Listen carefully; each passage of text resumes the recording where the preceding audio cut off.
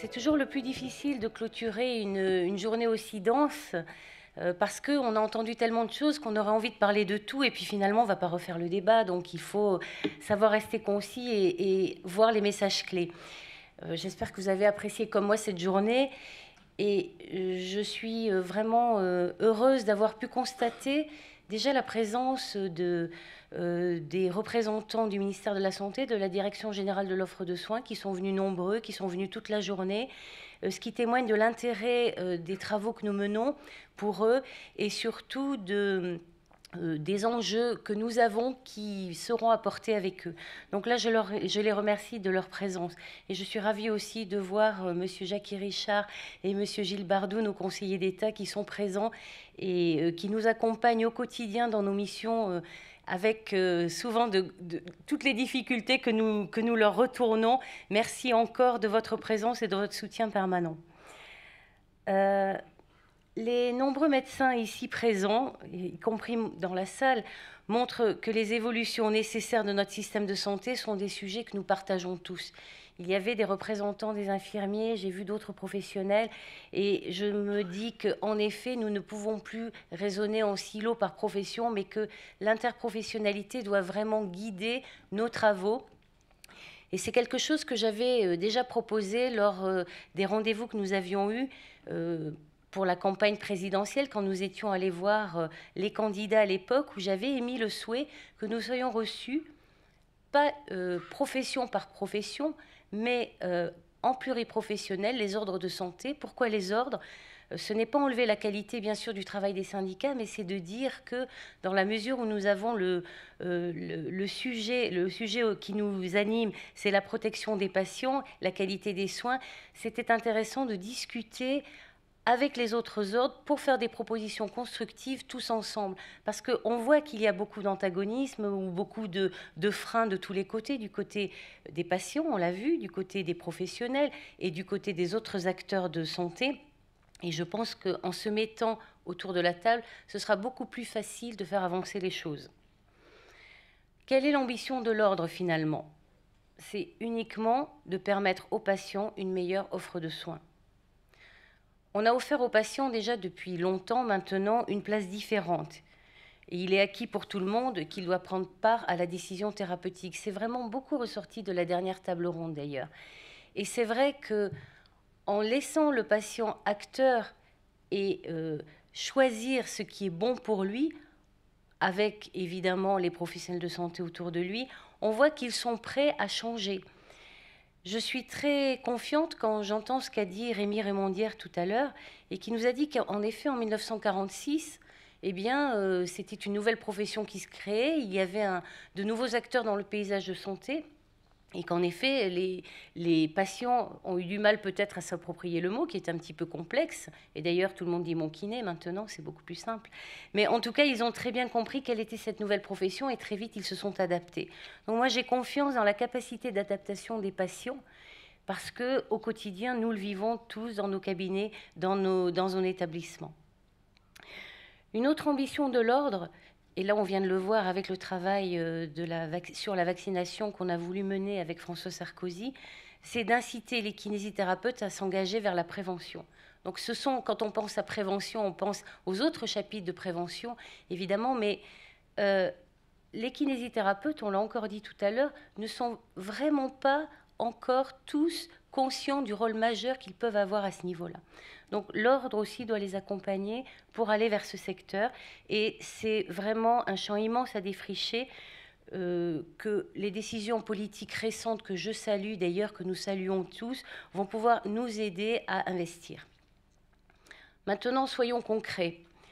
J'ai rappelé ce matin le poids des ALD, ça a été dit toute la journée. Le surmenage des médecins, on le vit aussi au quotidien dans certains territoires. Et l'attractivité, c'est quand même très étonnant parce qu'on n'imagine pas que quand on parle de la Gironde, on imagine que c'est une zone sous-dotée puisque tout le monde vient dans nos territoires. Malgré tout, en Gironde, il y a des zones extrêmement sous-dotées avec des médecins une grande majorité de médecins de plus de 50 ans, tous proches de la retraite, qui s'arrêtent les uns après les autres et des patients en déshérence parce qu'ils ont du mal à trouver des médecins. Je ne pense pas du tout que la coercition soit une bonne solution. Elle n'est pas une bonne solution pour le médecin, la ministre Marisol Touraine l'avait dit, mais elle n'est pas non plus une bonne solution pour les autres professionnels, à mon avis, parce que le risque est que les professionnels aillent finalement vers d'autres professions et tout simplement ne travaillent pas, arrêtent de travailler ou se dirigent vers autre chose. Je pense qu'il faut imaginer d'autres choses pour attirer les gens dans des territoires. Et les maisons de santé, telles qu'elles nous ont été proposées, sont peut-être une solution en effet. Mais quand on voit que finalement, et tout le monde n'était peut-être pas conscient de ça, ici, seule la patientèle des médecins est prise en compte pour avoir des subventions, on comprend bien les difficultés qui nous ont été relatées dans la salle. Et c'est ça qui a fait la richesse de nos débats. J'ai donc rappelé le poids des ALD, le surmenage de certains médecins, le fait que vraiment ça les ennuie souvent de refaire une prescription d'actes qui sont déjà en cours depuis de nombreuses semaines, mais tout simplement parce que le patient ou a oublié de demander l'ordonnance ou qu'il n'a tout simplement pas eu le temps de voir son médecin. Donc il ne s'agit bien sûr pas évidemment pas à ce stade de demander un accès direct total, mais nous avons vu que, par exemple, dans certaines pathologies dont nous savons qu'il faut de la rééducation pour que le patient soit bien pris en charge. Je pense aux AVC, je pense à la maladie de Parkinson, je pense aux scléroses en plaques, toutes ces maladies neurodégénératives. Ces patients, on ne peut pas imaginer qu'ils ne voient pas leur médecin. Ils voient leur médecin, le spécialiste en tout cas au moins une fois par an, et le généraliste généralement tous les mois. Donc il n'y a pas un problème de manque de prise en charge médicale qui est à craindre si on accepte que dès lors que la pathologie a été identifiée, le diagnostic médical, et je suis très attachée moi aussi à la notion de diagnostic médical qui n'a rien à voir pour moi avec le diagnostic kinésithérapique, les deux se complètent parfaitement. En tout cas, une fois que le diagnostic médical est posé, bien évidemment, je pense que continuer les soins de kinésithérapie directement pour quelqu'un qui a une hémiplégie, ça ne paraît pas du tout incongru. Et je pense que dans ces domaines-là, peu de personnes jugeront que c'est dangereux pour le patient. Ensuite, nous avons parlé de l'hôpital. Le poids des entorses de cheville est considérable, on l'a vu. Pourquoi avons-nous choisi de travailler sur ce sujet? Parce que on a rappelé toute la journée les critères d'Ottawa et toutes ces choses-là qui permettraient facilement de désengorger les urgences. Les urgences, c'est véritablement un fléau. Personne n'a envie d'aller aux urgences parce qu'on se dit qu'on va y passer des heures et que c'est vraiment un lieu de souffrance, de violence quelquefois, et dans lequel on aurait intérêt à passer le moins de temps possible. Ce que nous avons imaginé, c'est peut-être, pour revaloriser aussi l'exercice salarié, c'est que dans les services d'urgence, il puisse y avoir du triage par un kinésithérapeute pour toute la pathologie ostéo-articulaire bénigne, la petite traumatologie, que le kinésithérapeute formé reçoive et trie le patient, et que par la suite, évidemment, le médecin sera sur place puisqu'on est dans un service d'urgence et très simplement, il pourra repartir avec une prescription d'une orthèse, si c'est une entorse de cheville, ou d'un examen complémentaire quand c'est nécessaire.